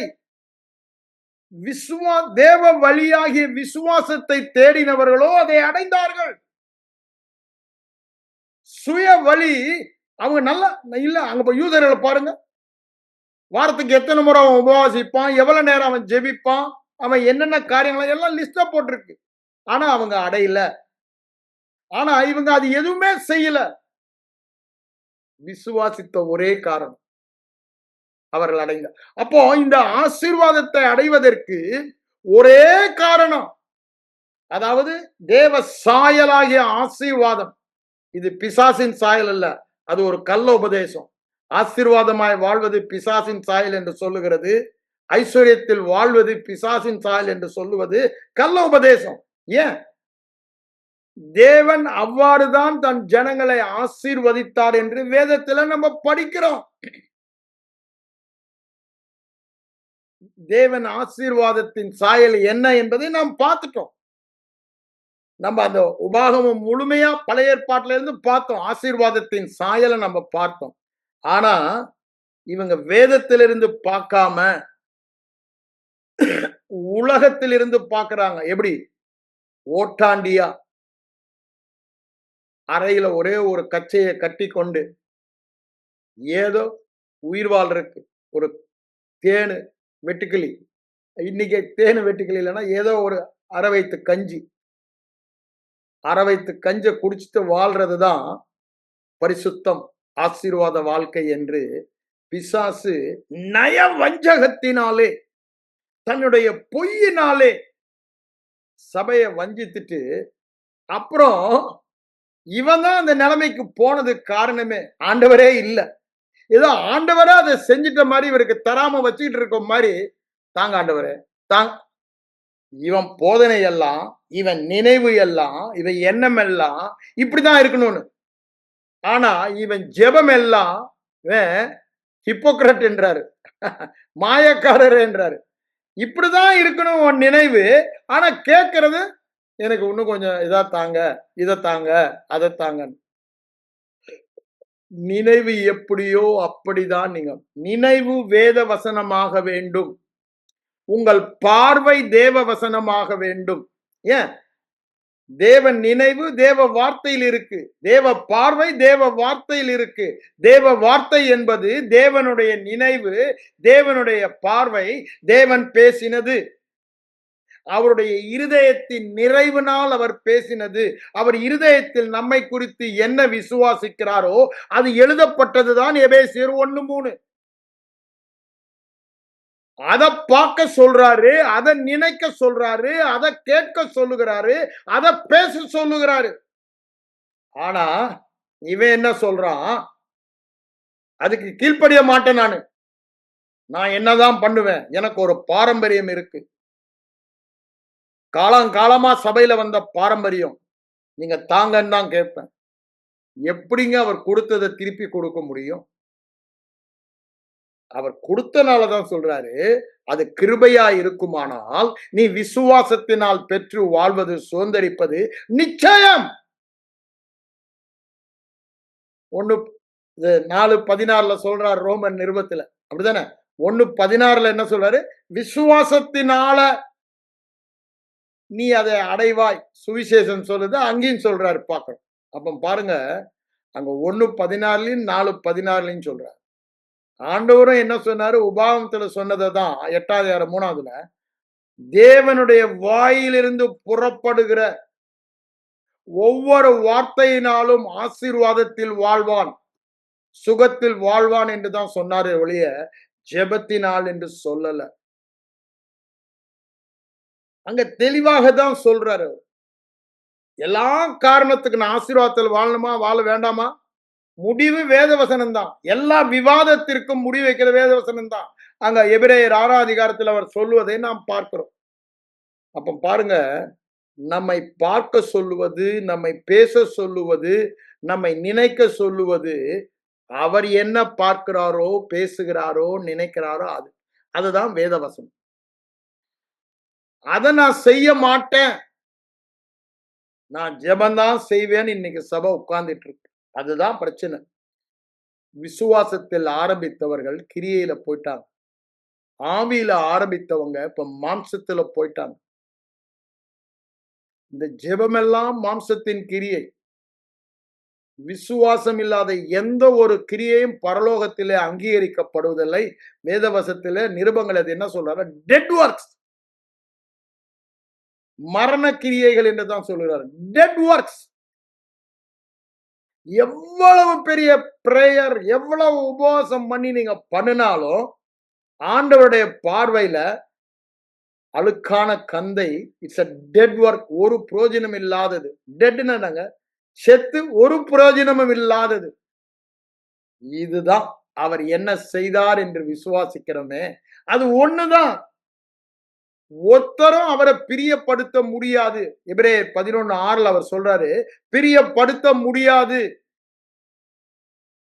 நீங்க ஜெபத்தினால தேவனை பிரியப்படுத்த, நான் அப்படிதான் ஆதியில நினைச்சேன், இல்லைன்னு சொல்லல.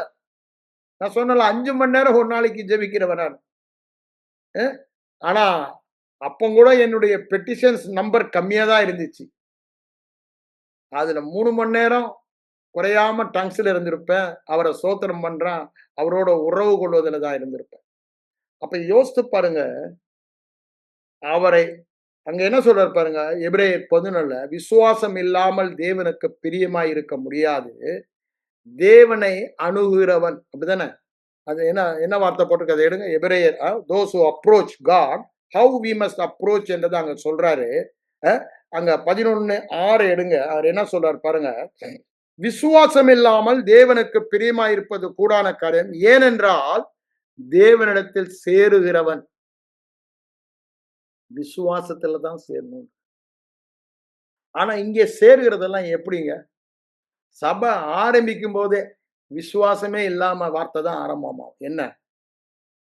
கம் ஹோலி ஸ்பிரிட், ஆவியானவரே வாரும், உம் பிரசன்னத்தால் நிரப்பும். அவிசுவாச வார்த்தை.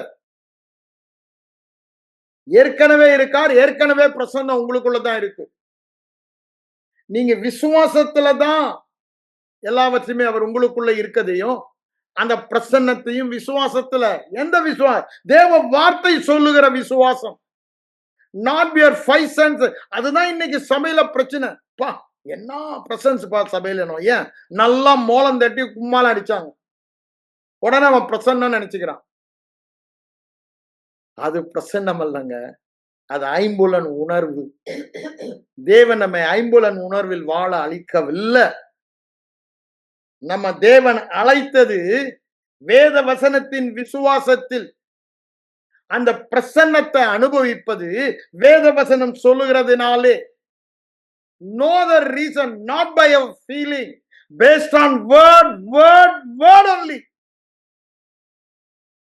வேத வசனமே நமக்கு அஸ்திபாரம், அது திட அஸ்திபாரம். அதுதான் நம்முடைய மூளைக்கல். யாரு? கிறிஸ்துவே. அதுதான் வேத வசனம். அவரையும் வார்த்தையும், அவர்தான் வார்த்தையானவர். அவர் என்ன மாம்சமானார். இன்னைக்கு நீங்களும் நானும் அந்த வார்த்தையினாலே மாம்சமாக வேண்டும். நம்முடைய மாம்சத்திலே அந்த வார்த்தையானவர் வாழ வேண்டும். We must incarnate with the word. வசனத்தினால நிரம்பி நாம் வாழ வேண்டும். Not by prayer, by the word. Not by feeling. ஏன் அப்படின்றேன்? It's more dependent on our feeling. ஐம்புலன் உணர்வு என்கிட்ட இல்ல அப்படின்றது காரணம் என்ன? இருக்கிறத இல்லைன்னு சொல்றதுக்கு காரணம் என்ன? ஐம்புலன் உணர்வினால் இருக்கிறோம். ஆண்டவரிடத்தை போய் ஜெபிக்கிறதுக்கு காரணம் என்ன? ஐம்புலன் உணர்வினால இதை பார்க்கிறோம். ஆண்டவர் காணப்படுகிறத வெளித்தோற்றத்தை பார்க்க சொல்லவில்லை. ஆவியானவர் உனக்குள்ள வந்துட்டாரா? பிரசன்னம் இருக்கா? மகிமை இருக்கா? மகத்துவம் இருக்கா? வல்லமை இருக்கா? அதிகாரம் இருக்கா? ஆசீர்வாதம் இருக்கா? சுகம் இருக்கான்னு பார்க்க சொல்லல. காணப்படாத தேவ வார்த்தை சொல்லுகிறவளை நோக்கி இருக்கிற நமக்கு என்று சொல்லுகிறார். அததான் அங்க 11:6 சொல்லும் பொழுது, தேவனிடத்தில் சேருகிறவன் விசுவாசத்தோடு தான் தேர சொல்றார் ஒழிய ஐம்புலன் உணர்வினால் அவர் உங்களை சேர சொல்லவில்லை.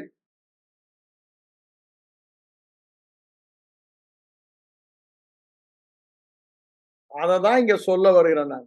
அவரை பிரியப்படுத்தணும்னா அவர் செய்ததை மகிமைப்படுத்துவது தான் பிரியப்படுத்த முடியும். இங்க எங்க வரணும்? ஏன் ஜெபத்தை நான் மகிமைப்படுத்த பார்க்கிறேன். நான் செய்கிற கிரியை ஜெபம். நான் ஜெபித்து உனக்கு சுகத்தை பெற்றுக் கொடுத்துருவேன். நான் ஜெபித்து உனக்கு பண்ணுவேன். நான் ஜெபித்து இதை பெற்றுக்கொண்டேன் அப்படின்னா என்ன? மகிமை யாருக்கு? ஒரு மனுஷனுக்கு. என் மகிமை எல்லாம் மகிமை புகழ்ச்சி கீர்த்தி அவருக்கு வர வேண்டுமானால் அது கிருபை, அது விசுவாசமா இருக்க வேண்டும். அதைத்தானே சொல்றாரு 1 கொரிந்தியர் 1ஆம் அதிகாரத்துல. அப்படியே 26 இருந்து படிச்சுட்டு வாருங்க 31 வரைக்கும். அங்க சொல்லுவதை நாம் பார்க்கிறோம். அதுதான் ஒரே காரணம். நான் திரும்பவும் சொல்றேன், பிதாவுக்கு கிறிஸ்துவ அல்லாமல் ஒரு திட்டமும் இல்லை, சித்தமும் இல்லை, நோக்கமும் இல்லை, தீர்மானமும் இல்லை. எல்லாமே கிறிஸ்துவுக்குள் தான் இருக்கு. அந்த கிறிஸ்துவுக்குள் நம்மை வைத்தபடினாலதான் நமக்கு ஒரு நோக்கம் நம்ம மேல. அவர் இல்லாத நமக்கு ஒரு வாழ்க்கையே இல்லை. நான் ஏன் இதை சொல்றேன் ஓங்கி? அந்த இடத்திற்கு அவர்தான். அதுக்கு வந்துட்டோம்னா இந்த பிச்சைக்கார ஜெபலாம் நம்முடைய வாழ்க்கையில இருக்காது. வேத வார்த்தை வார்த்தை வார்த்தை வார்த்தை வார்த்தை வார்த்தை வார்த்தை மனிதனாக நாம் இருக்க வேண்டும். அப்படிதானே? The word became flesh. நாம் வார்த்தை மனிதனாக வேண்டும். ஆண்டவராய் இயேசு கிறிஸ்து வாழ்க்கையை பாருங்க. எப்போ எந்த இதற்கு அவர் பதில் கொடுத்து வாயை திறந்தாலும் வேத வசனத்துல தான் சொல்வார். ஏன்? That is the final authority. நம்ம வாயில அதுதாங்க காணப்படணும். அவர் சொல்லி இருக்கிறது தான் நம்ம சொல்லணும். ஜெபிக்க சொல்லல. அவர் என்ன சொல்லுகிறாரோ அதன்படி செய்யுங்கள் என்று சொல்லுகிறார்.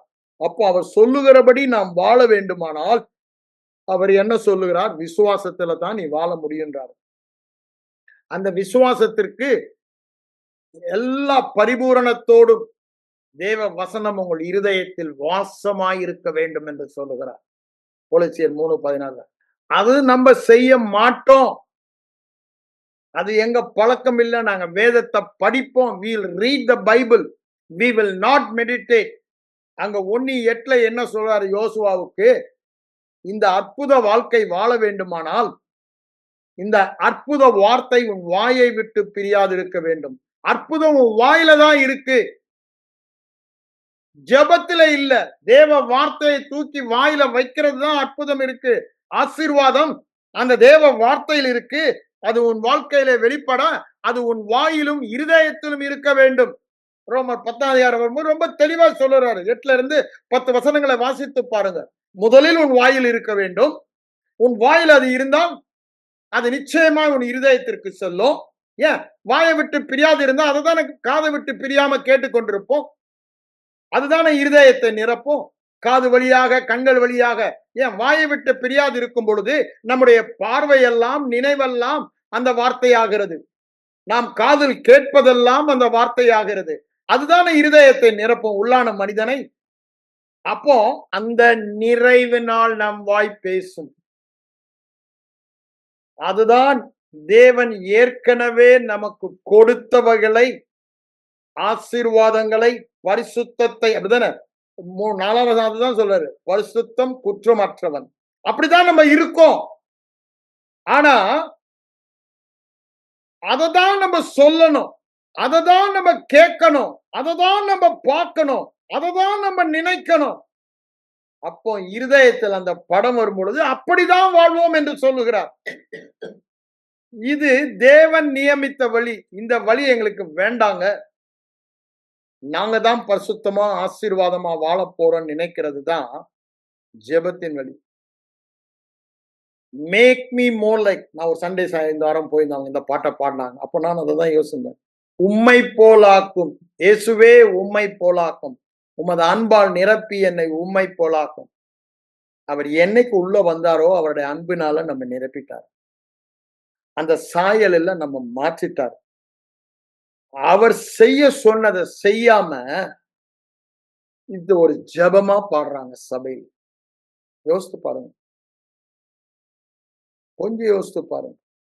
அவர் செய்ய சொன்னது அந்த சாயலாக மறுரூபமாக 2 கொரிந்தியர் 3:18 சொல்றாரு, கண்ணாடியிலே நம்முடைய முகத்தின் சாயலை காண்கிறது போல வேத வசனத்திலே தேவன் நம்மை எவ்வாறு பார்க்கிறார் என்பதை பார்த்து பார்த்து பார்த்து அந்த சாயலாகத்தானே ஆவியானவர் நம்மை வெளி வாழ்க்கையிலே மறுரூபப்படுத்துகிறார் என்று சொல்லுகிறார். ஆனா நாங்க அதை செய்ய மாட்டோம். உம்மை போலாக்கும் இயேசுவே, உம்மை போலாக்கும் உள்ளத்தை அன்பால் ஐயா நான் அன்புல நிரப்பிட்டேன்றாரே. நீங்க எவ்வளவுதான் முயற்சித்தாலும் அன்புல நிரம்ப முடியாது, அன்பு கூற முடியாது. அதற்கு மாறாக அந்த அன்பு எனக்கு ஊற்றப்பட்டிருக்கிறது.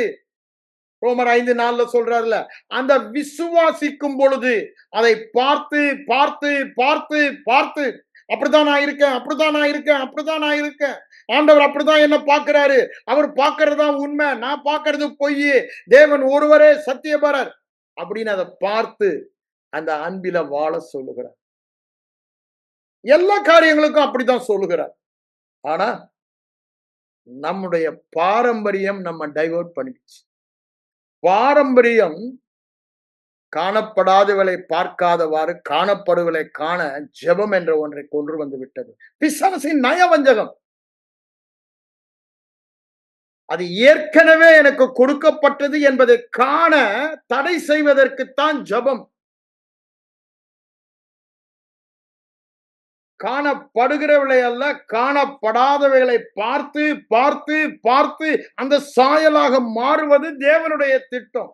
பேசி பேசி நினைத்து நினைத்து கேட்டு கேட்டு உள்ளான சாயல் மாறி ஆவியான நம்முடைய வெளியான சாயலில் பிரதிபலிப்பது தேவனுடைய திட்டம். கிறிஸ்து இல்லாமல் வேறொரு திட்டம் இல்லை. கிறிஸ்து இல்லாமல் வேறொரு சித்தம் நம்முடைய வாழ்க்கையில் இல்லை. ஆனா இவங்க எல்லாம் மனித சித்தம், மனித திட்டம். அங்கு கிறிஸ்து இல்லை. ஜெபத் இயேசுவின் மூலம் என்று முடிக்கிறாங்க. அவருக்கு மகிமை சொல்றாங்க. ஆனா அவர் முடித்தேன் என்று சொல்லுவதை, கொடுத்தேன் என்று சொல்லுவதை விசுவாசிக்க மாட்டோம், விசுவாசிக்க மாட்டோம். இருதய கடினம். இன்று அவருடைய சத்தத்தை கேட்பீர்களாகில் உங்கள் இருதயத்தை கடினப்படுத்தாதீர்கள். இளைப்பாறுதலில் பிரவேசிக்க ஜாக்கிரதைப்படுங்கள். அங்கு உங்கள் முற்பிதாக்கள் அவிசுவாசத்தினாலே தேவன் உண்டு பண்ணின கானானுக்குள் நமக்கு சுதந்திரமாகிய இந்த ஆசீர்வாதத்துக்குள் செல்லாதபடி இழந்து போக காரணமே, கேட்டவர்கள் விசுவாசம் இல்லாமல் கேட்டார்கள். ஏன்? அவங்களுக்கு விசுவாசத்தை போதிக்கல, அது அவங்க விசுவாசிக்கல. அதுதான் கீழ்ப்படியாமை, அதுதான் பாவம். எப்படிதான் கேட்கிறாங்க? ஜெபத்துல பெற்றுக்கொள்ளலாம், விசுவாசத்துல இல்ல. விசுவாசத்துல வரலன்னா அது பாவம்னே ஆண்டவர் சொல்றாரு. விசுவாசம் இல்லாமல் எதையும் பெற முடியாது என்று சொல்லுகிறார். விசுவாசம்தான் உங்க ஜெயம் என்று, சுகம் என்று சொல்லுகிறார். அதை விட்டுட்டாங்க. இவங்களா அவனவன் தன் தன் வழியை தெரிந்து கொண்டான். தங்கள் சுய வழியினாலே அவங்க தேவன் நீதியை நிலைநாட்ட முயற்சித்தாங்க. இன்னைக்கு சுய வழியினாலே ஆசீர்வாதத்தை பெற முயற்சிக்கிறாங்க. அது நடக்காதுன்றார்.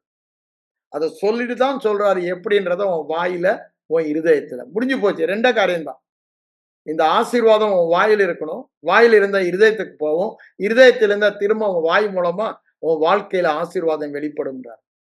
இதை விட்டா வேற வாழ்க்கையில அந்த வாழ்க்கை வாழ்வுதான். நான் என்ன சொல்றேன், இதை நம்ம படித்து கொண்டு போறதுல பிரயோஜனம் இல்லை. நம்முடைய எண்ணங்களையும் செயல்களையும் மாற்ற வேண்டும். திரும்பவும் சொல்றேன், எண்ணங்களையும் செயல்களையும் மாற்ற வேண்டும்.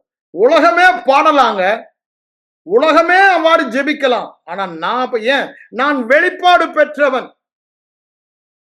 எதற்கு நான் தெரிந்து கொள்ளப்பட்டவன்? ஆசீர்வாதத்திற்கு, பரிசுத்தத்திற்கு நான் தெரிந்து கொள்ளப்பட்டவன். குமாரனாக வாழ்வதற்கு.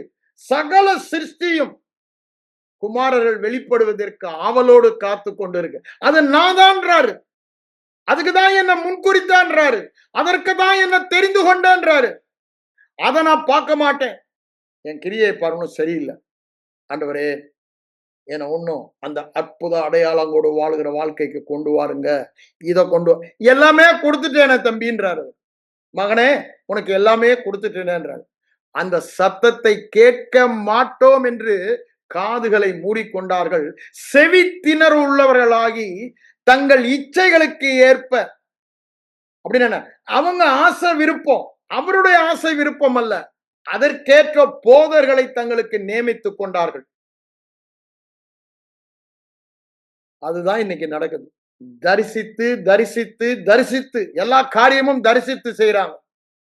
ஆவிக்குரிய மண்டலம் தரிசித்து வாழ்கிற மண்டலம் அல்ல, அது விசுவாசித்து வாழ்கிற மண்டலம். தரிசித்து வாழ்கிற எண்ணம் இருக்கிற வரைக்கும் ஆவி மண்டலத்தின் அற்புத மண்டலத்திற்குள் செல்லவே முடியாது. ஆவி அற்புத மண்டலத்தில் வாழ்கிறது.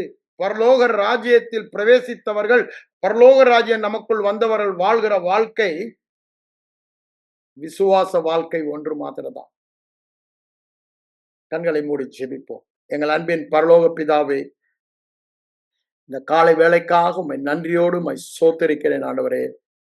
நீங்க என்னோடு பேசின வார்த்தை, நீங்க எங்களோடு பேசின வார்த்தை ஒவ்வொன்றுக்காக நன்றி சொல்லுகிறேன் ஆண்டவரே. ஓ தொஷலபஹா, நன்றி சொல்லுகிறேன் ஆண்டவரே, நன்றி சொல்லுகிறேன். நீங்க எங்க வாழ்க்கையில ஒரு குறிக்கோளோடு, விருப்பத்தோடு எல்லாவற்றையும் முன்னறிந்து முன்குறித்து அழைத்து அதை செய்து முடித்தீர் ஆண்டவரே. அதை காண்கிற கண்கள் எங்களுக்கு உண்டாக, அதை பேசுகிற நாவுகள் எங்களுக்கு உண்டாக, அதை கேட்கிற காதுகள் எங்களுக்கு உண்டாக. எங்களுடைய டோட்டல் போக்கஸ் எங்கள் மேல் இராதபடிக்கு, நாங்கள் செய்ய வேண்டியதில் இராதபடிக்கு, நீங்க என்ன செய்தீங்கன்னு முழுவதுமாய் அதை நாங்க பார்க்க, பேச, கேட்க, நினைக்க எங்களுக்கு உதவி செய்யுங்க ஆண்டவரே. நீங்க எங்களுக்குள்ள இருந்து அதை செய்கிறபடினால் உமக்கு நன்றி சொல்லுகிறோம் ஆண்டவரே. இதை நாங்க வாசித்து விட்டு ஏற்கனவே ஆசீர்வாதமாய் இருக்கிறோம் என்பதை மறந்து போகிறவளாய் இராதபடிக்கு அந்த சாயல், ஆசீர்வாதத்தில் சாயலில் வாழ நாங்கள் தொடர்ந்து உற்று நோக்கி பார்த்து அதன்படி வாழ எங்கள் ஒவ்வொருவருக்கும் நீங்க அந்த எண்ணங்களை தர, எங்கள் எண்ணங்களை மறுரூபமாக்க உதவி செய்யும் நோக்கி பார்க்கிறோம். இயேசுவின் மூலம் ஜெபம் கேளும் பிதாவே, ஆமென்.